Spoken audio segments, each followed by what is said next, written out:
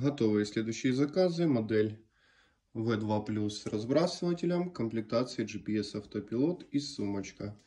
Следующий заказ у нас кораблик V1 с обновленной шторкой, увеличенный объем. Так выглядит в задней части.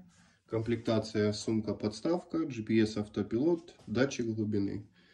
И следующая модель это V2, GPS автопилот, эхолот Таслон, сумка-подставка. Такие три заказика.